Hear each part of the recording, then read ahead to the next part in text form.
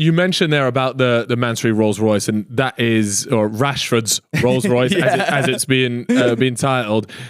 Tell us a little bit about how this even starts. How do you end up? Because I remember seeing in the papers, I'm sure you do as well, when Rashford crashed this car, because it was literally everywhere. It was there like Rashford crashes £700,000 car. Exactly. Yeah. And so, just take us through the story of it. It was so weird. Actually, I don't know if I've said. I don't think I've explained this actually, but the car.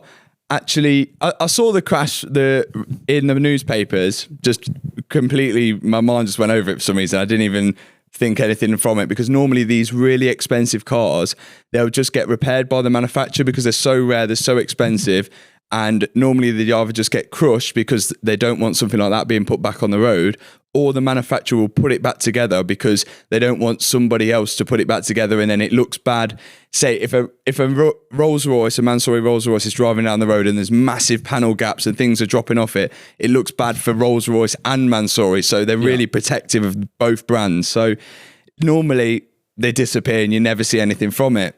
Then Hannah, my girlfriend, got an email from a body shop, I think it was, saying, I've got a client here who wants to dispose of a Rolls Royce. Are you interested? And we had all these photos. I did not even know it was Rashford's at this point. And we looked at it, I thought, yeah, that would be amazing. Like, let's get it. So then we emailed back saying, yeah, really interested. What price are you thinking of? And then it just ghosted for about 6 months, I think it was. Didn't hear anything. And then we had an email back saying the clients decided to put it through an auction, and this is the link to the auction. So we clicked on the auction site and we've seen all the photos of it and think, right, this looks quite a good and interesting rebuild. Let's go for it. So I'm sat there at home and then I'm looking at like Mansory parts. I was like, there can't be many of these on the road. And I'm looking, and as I'm Googling it, loads of these Rashford crashes keep coming up. And I'm like, let's have a look at that. I clicked on that and I'm like, oh, it's the same car. I was like, I didn't realise it was his car. You must have been buzzed. Yeah, I was like, no, I did not realise it. I was like, what the hell? So then I was like, okay, we've got to get it now. We've got it. It's got a backstory. And then we also found that there was a backstory with the whole insurance issue as well. So they didn't categorise the car because of the how high value it was. The insurance obviously paid out around £700,000 to Rashford.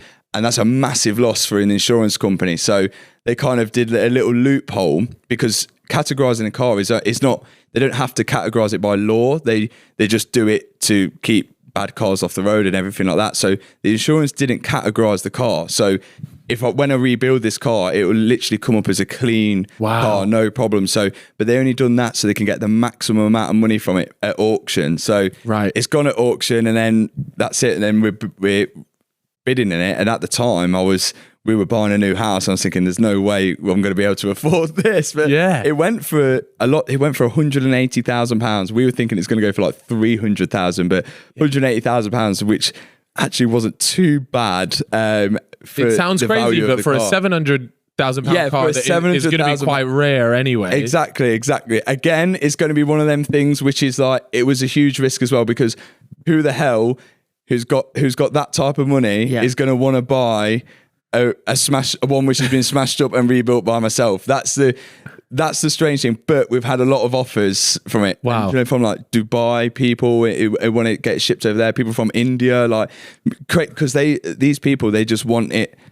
Like they want it now. When with Mansory stuff, you buy the Mansory kit, then you have to wait for a long time for the car to be done. Whereas a lot of people who want, like, we're talking Roses, like years. Yeah. So sometimes it can be that long. I mean, we found out that Marcus, when he crashed his, he bought another one as soon as he got his insurance payout again. He bought another one immediately, same spec but in white. But he's only just recently got it. So that crash was over a year ago, and he's only just got his new one, and then he's just got banned from driving for 6 months, which is... I've just seen this, by the way. Have you seen that? It's not good. Do you know... Check it. What was he... How bad is this driving? I feel so bad. I feel like I don't want to like put bad on his name, because it gets a lot of stick. But, he does. Like, he's a good player, but like, What's he doing these driving? tabloids are not helping him.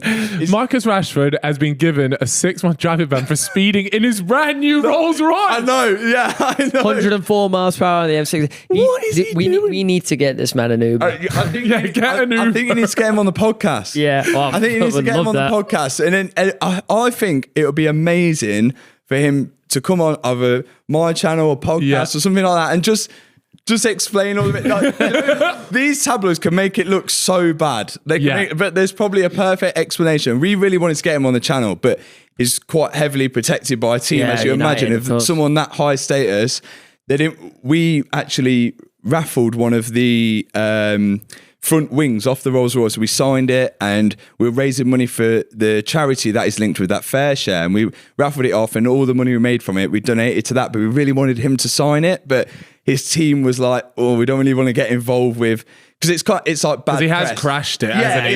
It's bad not a good look for really him. they want to avoid it as much as possible, but at this point there's no avoiding it. I feel like it should just come out, have a laugh. Look, I've crashed my car before. I've crashed my car, I got the stick for it. Oh, you're a terrible driver, whatever. Like, let's just I think it comes across better. Have a laugh about it, it's done, whatever. But it would be amazing if he could come on the channel, or again, like I think a podcast. he should. I actually think, we're speaking about it being like potentially bad PR. I think there's such an easy way to spin this. And you've offered him like the charity route. Let's be honest, Rashford loves a charity route. Do you know what I mean? Has he watched the series, you reckon?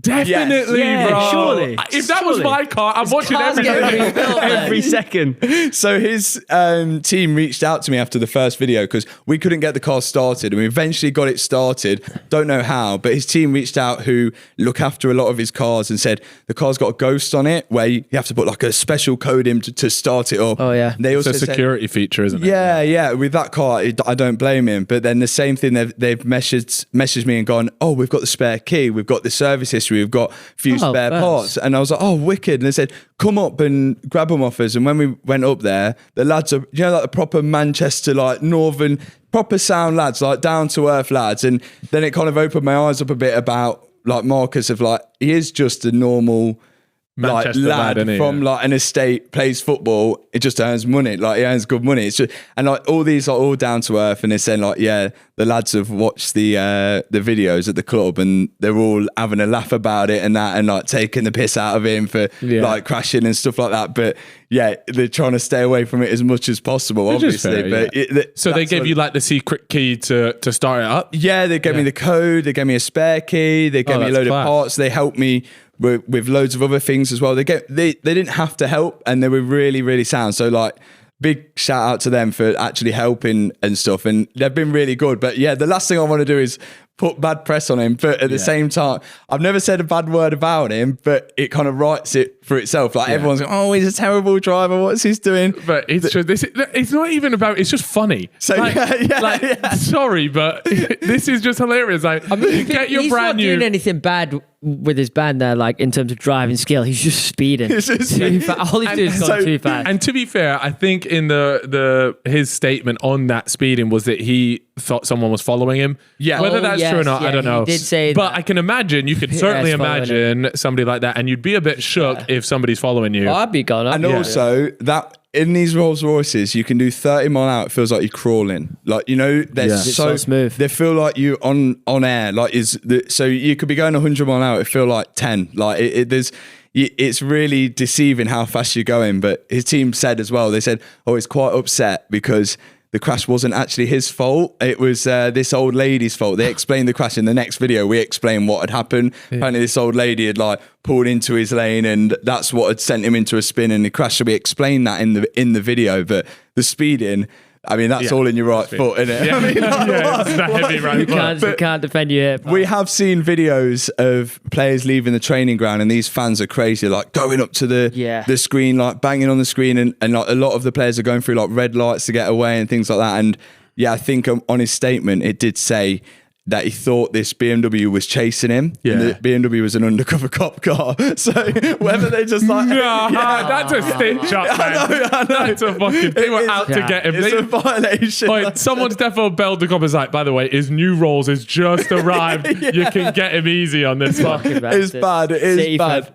But, it is what it is. You can't get away from it. So you get the car for 180 grand. Yeah. And how long have you spent rebuilding it? Because like you said, rebuilding something like a Mansory job, it's just the parts are so rare. Yeah. They're so expensive. Talk us through since then. Again, Rolls-Royce have actually been quite helpful, but normally with cars this expensive and like Rolls-Royce, they're really protective of the brand, so they can refuse to sell you parts for that VIN number of the car, because again, they don't want someone like me rebuilding a prestigious car like a Rolls Royce and then it goes out and drops to bits. It looks bad on the brand, but they've been really helpful. Wow. They've been helpful with getting us parts and everything like that. Again, we've not had any special deals. It's been extortionate prices, but when we added up all the value of all the stuff that we needed, it was adding up to silly amounts of stuff. And then like you find one thing broken, then another thing broken. And we then found out that to buy a older model Rolls Royce, which is pretty much exactly the same, they just facelifted like the headlights, they changed the bumper or little bits here and there, but mainly all the chassis and the suspension was exactly the same. Older model Rolls Royce, around £90,000. And we thought, is it worth buying an older model Rolls Royce for £90,000 to rebuild a car which is potentially worth £700,000? It's only done 1,000 miles on the clock. And then at the end of with this parts car, where we've taken all the parts off it, we've still got a car worth a fair bit of money here, which we can sell the parts off. So even if we get 30 grand back off the parts car, then we've only spent £60,000 repairing it. So in the end, we committed to buying a parts car to strip apart, and it was probably the best thing we've done. It's been so easy to actually repair the Rolls Royce now from using that parts card, but knowing where everything is, taking the stuff off it and that type of stuff, and it's worked really well. But it's got to the point where we've had to cut off the whole back end of this car now to fit to Rashford's old one, and it's a big job. But we're sort of at the last hurdle now at the painting and stuff, and we've then got to take it to Mansory in Germany to the last final things. There's a coach line which runs along the side of the car, and it's like hand painted on and it's airbrushed on. I heard a rumor, and I don't know if this won't be for Mansory, this will be for actual Rolls Royce, but there's only like one guy in the world that can do this coach line. Is that true? I think it's a myth. I think it's a myth. Like we've been told it's a myth. Like it's a good story, but I think it's like one guy doing that is crazy. But like, jetting around the world, just here you go, man. I can't. There's no way, see right? it. I think it's a myth, but like there is a lot of people that can do it, but there might just be one guy who's the best at it. But Mansory have offered to say like, okay, to do that coach line, bring it to us in Germany. We'll do the coach line. We'll airbrush the Mansory logos into the paint. And then we also do a tour of the factory, check over the car, because again, they want it looking good as well, because it's in their best interest. This car's going to be going all over the place. Photos are going to be taken of it. And if it looks bad on them as well. So it works hand in hand. It worked in our favor actually. So it's good actually. I'm looking forward to seeing it done. Yeah. The auction of this is the thing that's interested me the most, because I've never like taken part in an auction for something so expensive. Like on eBay auction, you just sat there putting in your bid. Is it is it the same thing, but you sat there and you got 180 grand? Yeah. Waiting for the counter. Come on. So it was on 150 for a long time, and I was thinking I'm going to go up to 200 and that's it, done. I was on the phone to my dad at the time when the auction was on, and I said to him, I'm bidding on this Rolls Royce. And he was like, oh yeah, what are you going to go up to? And I said, oh, well at the minute I'm winning, and it was at 180 grand, and there was about 20 minutes left. I was like, oh, it's going to go way higher than this.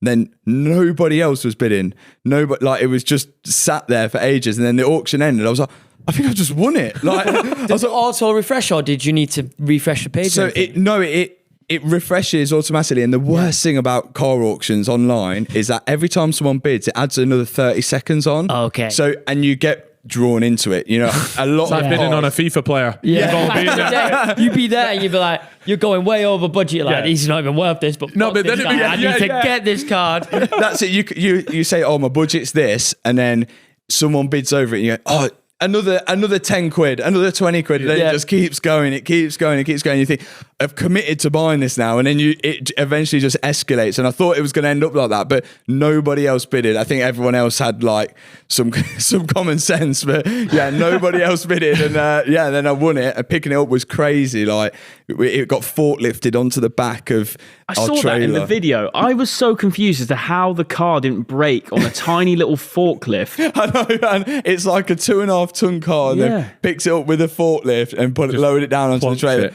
My heart was going. Worried, my heart was going. And when it got dumped outside our unit, there's no suspension on the back. Getting it in the unit was another problem. Like trying to work out how to do that, but. Yeah, it's all been a great. Like you couldn't write it, you couldn't tell the story. How mashed up was it, Paddy? Can you? Oh, it was bad. It's probably really the worst one I've done. Oh, wow. Yeah, this thing was peppered. Is this it? Let me get onto the playlist one second. Oh, this is just trying to get it inside. Bloody hell! Look, this thing's busted. The back wheel was like half a wheel. Yeah, there's nothing on the front. The suspension was all over the place. And that's your dad there. Yeah, that's my dad. We're trying to get it started, so we couldn't figure out why the car wouldn't start. And we've never bought a car before which has had a ghost on it. Yeah. And the best thing is that the auction place said it started. And it was like, okay. So we called the auction place and said, you've had this car started because you've listed in the auction it started. How did you do it? And they were just like, oh yeah, we just connected the battery connector and started. It was like, well, it's not doing it. We had like 4 jumper packs on it. We had one of my dad's cars onto it, like trying to get this thing going. We could not get it going. That's the forklift. Mate, that would stress me out. That's crazy, isn't it? My arse would have fallen I'd love to know out. how the driver was feeling. Like, it's just a 700 grand car and 2 little metal. That's dicks. great. The fact that Marcus has bought that car like £700,000 brand new, and that is the end product of it. It's like one of those memes where it's like, you're probably wondering how I ended up here. That's literally it. That's mad. Some of the parts that you mentioned, like obviously being so expensive, and I remember when I was watching through the videos, there was like these like little side fins and things, and you were there like, oh, that costs like 20 grand or something. It's ridiculous. What was that the most expensive part that sort of blew your mind? The front bumper, and there was a story behind the front bumper as well. So the front bumper complete, £30,000. This Mansory one, you could buy like a whole. That's a good car. You can buy a regular bumper for the Wraith, not a Mansory one, and it's like £6,000. But this Mansory one's £30,000, made out of carbon fiber, specially made for the car. But something's happened between the car being crashed and it getting passed around a lot of body shops. So the car got crashed, it got sent to one body shop, and then the insurance assessors come out and they assess the car.